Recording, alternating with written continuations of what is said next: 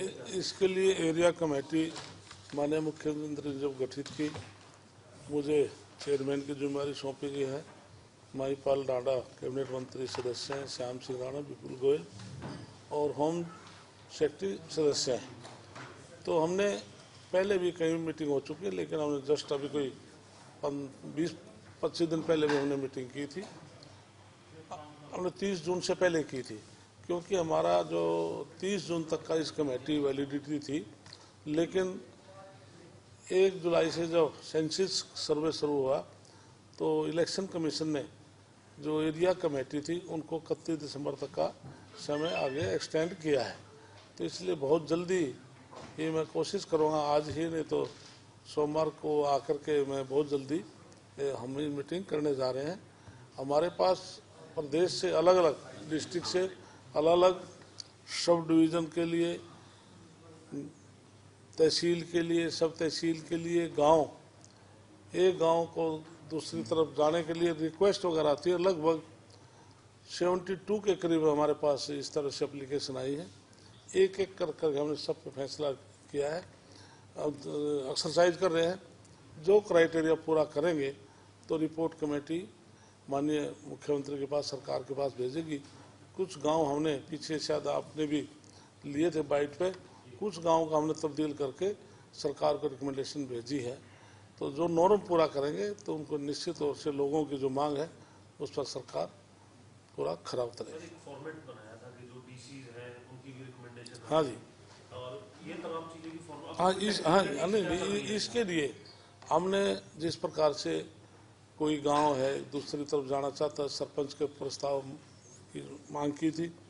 और इसके अलावा हमने जो डीसी की रिकमेंडेशन हमारे लिए मस्ट थी, जब डीसी रिकमेंडेशन आएगी हमने उसको मानना है।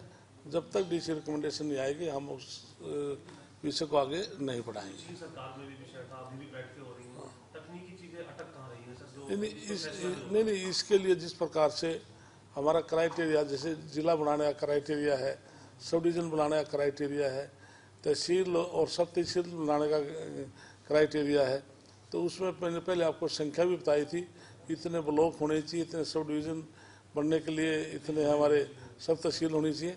तो सारा जो क्राइटेरिया पूरा करेंगे हम निश्चित तौर से बढ़ाने का काम करेंगे।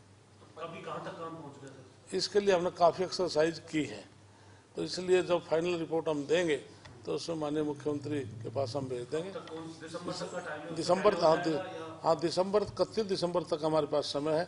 ये कमेटी 31 दिसंबर तक कार्य करेगी। अभी तक कितने जिले हैं जो अभी तक जो मंथन हुआ है उसमें कितने जिले आपके मानकों पे फिट बैठे? इसके लिए हमारा जिस प्रकार से हांसी है उनका प्रस्ताव हमारे पास है, डब्बावाली का प्रस्ताव हमारे पास है, गुहाना का भी है, और जो हमारा गुहाने के बाद जो गुरुग्राम के बाद जो मानेसर है, मानेसर की तरफ से डिमांड आई है। तो इस प्रकार से इन सभी जिलों की डिमांड आई है, सब डिवीज़न की अलग अलग से स्थानों पर डिमांड आई है। और जिस प्रकार से सफेदों और असंत के लोग भी जिला की मांग कर रहे हैं। पंचायत विभाग आपके पास है सर, पंचायतों में डेवलपमेंट को लेकर कुछ आगे बढ़े जा रहा है किसी तरीके से डेवलपमेंट? हाँ, इसके लिए डेवलपमेंट इसके लिए केंद्र सरकार की तरफ से हमने 125 करोड़ रुपया मिला है। 509 पंचायत भवन हम बनाएंगे, उसमें केंद्र से ही उसकी ड्राइंग आई है। और एक पंचायत भवन के लिए हम 25 लाख रुपये देंगे, जिसमें 21 लाख रुपये कंस्ट्रक्शन का और 4 लाख रुपये फर्नीचर का, वो डायरेक्ट हम सरपंचों खाते में भेजने जा रहे हैं, जिससे कि कोई प्रदेश में ऐसा गांव ना बचे जिसमें पंचायत भवन ना हो। ऐसे कोई गांव है जहां पर पंचायत भवन नहीं है? हाँ, इसके लिए हमने इसके लिए 6225 विलेज हैं, ऐसे जिनमें पंचायत भवन। इसके लिए हमने अभी पैसे जारी किए हैं, डिटेल भी हमारे पास है लिस्ट। जिन जिन ब्लॉकों में पूरे मैंने डिटेल मंगाई थी, पूरे प्रदेश से हमारे पास डाटा है।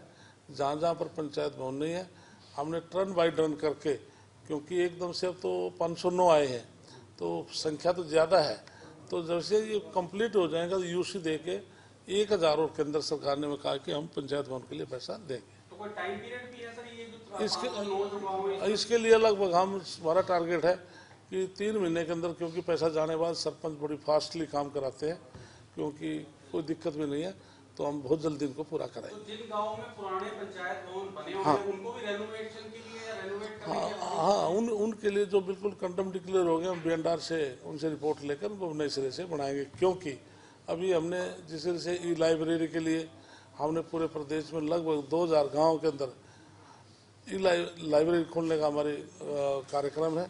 और माननीय मुख्यमंत्री की हमारी सोच है कि 15 अगस्त को शायद माननीय मुख्यमंत्री हम पूरी तेज़ी से उस पर काम कर रहे हैं। शायद उसमें अनाउंस तो कर ही रखा है, तो उद्घाटन भी कर सकते हैं। तो इसके लिए ये पाइपलाइन में बहुत स्पीड से हम काम कर रहे हैं। इसी प्रकार से महिला संस्कृति केंद्रों के लिए भी हमने काम दिया है, और महिला संस्कृति केंद्र पूरे प्रदेश में टीम जो हमने आगे दिया, जिसको काम दिया वो काम कर रहे हैं। तो कई ऐसी चीज़ें हैं जो हम बहुत जल्दी करने जा रहे हैं।